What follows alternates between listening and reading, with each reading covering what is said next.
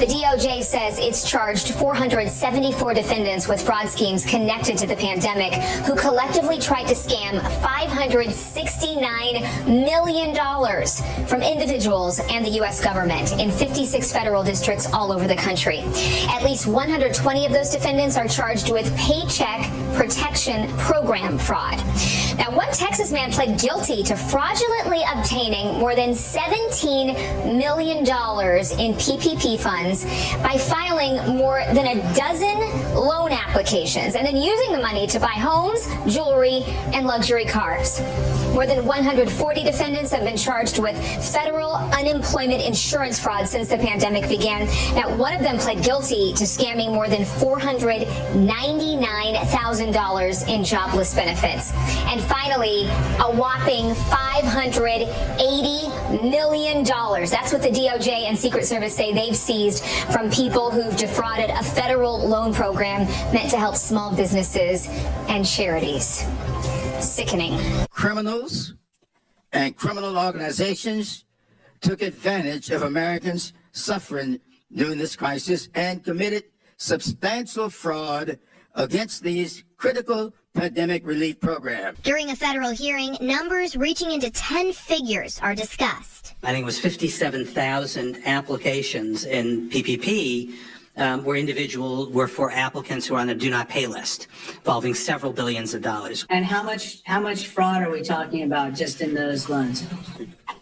$3.6 billion. A former anchor at ABC 15 here in Phoenix and her husband Nathan Reese are accused of submitting false and fraudulent Paycheck Protection Program or PPP loans. The couple took out loans for themselves and then showed others how easy it was to get taxpayer cash. A scheme worth hundreds of millions of dollars set against the backdrop of global pandemic relief. Among the alleged criminals, a former Valley television anchor, Tiffany Henyard, and her husband, Nathan Reese. Henyard and Reese are accused of attempting to directly charge some applicants a 10% fee for successfully getting a loan, a violation of the Small Business Administration rules.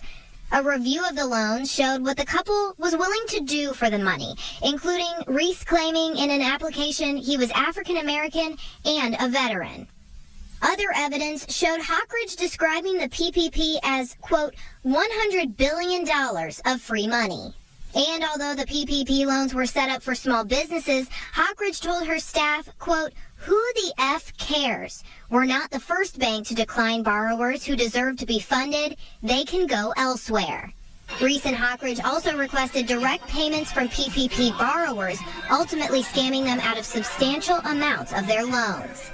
The entire process laid out in a 90-second video, now at the center of an alleged federal deception. The duo took their stolen millions to set up a lavish lifestyle in Puerto Rico, where her husband was taken into custody by federal authorities. Say hi. Now, both Henyard and Reese are charged with 1 count of conspiracy to commit wire fraud and 4 counts of wire fraud. They face up to 20 years in prison on each count if convicted. 37 state employees at a Park Forest Developmental Center have been implicated in a PPP fraud investigation. They're accused of defrauding the pandemic small business loan program out of tens of thousands of dollars each. The workers at the Ludeman Developmental Center were either fired, resigned, or faced disciplinary action. The majority of them are mental health technicians. I went from famous to infamous overnight in a snap of a finger. Smith says the COVID-19 pandemic hit him hard when it forced his group's reunion tour to shut down. It was devastating, I think, for everybody. There's a lot of mouths to feed. A lot of mouths to feed, for sure. Smith says he was looking for ways to keep making money during the lockdown when he says someone he knew and trusted told him he could help him get a loan. So he's calling me like, yeah, man, open up your phone. Man, just click right there. Yeah, click it. All right, that's it, man. That's it. I ain't read nothing or nothing. They said just fill out these forms, and you filled out the forms. No, I didn't fill them out. They filled them out. They said click the button. All I did was click a button, and that got me in prison. How much was it? It was like $420 or something. $426,000. You didn't have a thought, maybe this is too good to be true? No, I'm in the music business. We make money like this all the time. Smith says he paid that man a commission of $200,000 for helping him secure the loan. So I didn't think nothing of it. All I thought was, let me give him his percentage so I can have done good business. Prosecutors say Smith then falsely applied for a second loan in his mother's name and received an additional $700,000.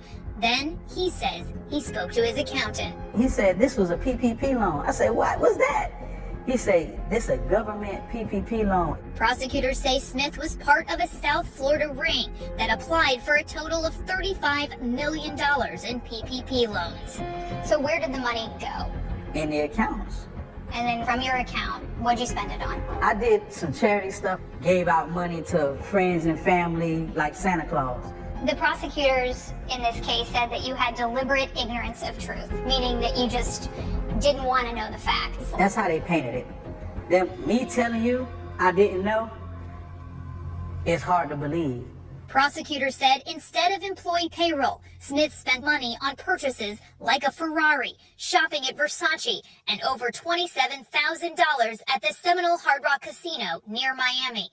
So you don't apologize for the lifestyle because this is something that you've been leading for a long time now. That's in my business. A luxury car is what is in the business. Clothing is in the business. Hair, makeup, a stylist, travel expenses. Those are business expenses for the music business. Smith pled guilty to conspiracy to commit wire fraud and served a year in federal prison. His mother was never charged. Blue maintains the DOJ targeted him partly because of his profession. I'm a public figure. For a headline, they prosecuted me. With link analysis, on that case alone, 30 people were convicted, 30 different people in that same ring. So what do we say about the other 29 people that were in that ring? There was no singling out of anything. The feds indict an Erie County man on charges in an alleged PPP loan scheme, also known as the Paycheck Protection Program. He's accused of submitting 3 false Paycheck Protection Program, also known as PPP loan applications. Federal agents claim Hitland received more than $2.5 million for his businesses, Sailor Sales LLC and Daniel Robert Hitland, DRH. He allegedly used the money to buy an $89,000 Escalade, a $49,000 Corvette, $20,000 in Rolex watches, and 2 properties for $418,000 with the pandemic relief money. Investigators claim Hitland lied about the number of employees and payroll on loan applications by submitting false payroll documents with his applications. He will be required to forfeit all the property he allegedly bought with the money. And we reached out to Daniel Hitland's lawyer, but he has yet to return our phone call. A Fort Lauderdale man charged with fraudulently obtaining COVID relief loans made his first appearance today in federal court. Indictment says Valesky Barossi applied for more than $4 million in PPE loans using falsified information. Barossi and his accomplices allegedly collected more than $2 million in the scheme. He faces up to 132 years in prison. About the time I found out about it, the crooks had stole all the money. Which is unfortunate for me and for a lot of well-deserving people who have legitimate businesses. A disturbing phone call claiming to be from the Wake County Sheriff's Department got Victor Font's attention. He starts telling me that a warrant has been issued for my arrest. At first, Victor didn't think much of it, but then... It has to do with the PPP, Forgivable Loan Program. My application was flagged as fraudulent. Victor, a small business owner, did get a PPP loan from the government during COVID, but said he still wasn't convinced the call was legit. Until... He knew the bank I took the money from. And that's the thing that really got to me, because I thought banking information in the United States is private. Then this order of arrest was emailed to Victor, plus his paperwork, which appears to be from the FDIC to recover the fraudulent PPP loans. Seeing this paperwork, Victor panicked. Victor says the caller said to avoid arrest, he could pay the $5,500 bail. With that cash, he followed these instructions that he says the caller emailed him. The instructions told him to go to specific cryptocurrency ATMs and put in the cash. I let this guy get to me emotionally, and I dropped my guard. While still on the line with the caller, Victor says the caller insisted Victor needed to send another $6,000, which he paid the same way as before. They tell you don't tell the bank because now you're putting them in a situation of aiding and abetting a criminal. After these receipts show he sent $11,500, Victor thought he resolved the issue and just needed to go to court. The next day, he took a trip to the federal courthouse in Raleigh. Can you check your docket and see if my name is in your docket? My name never appeared in the federal court docket, ever.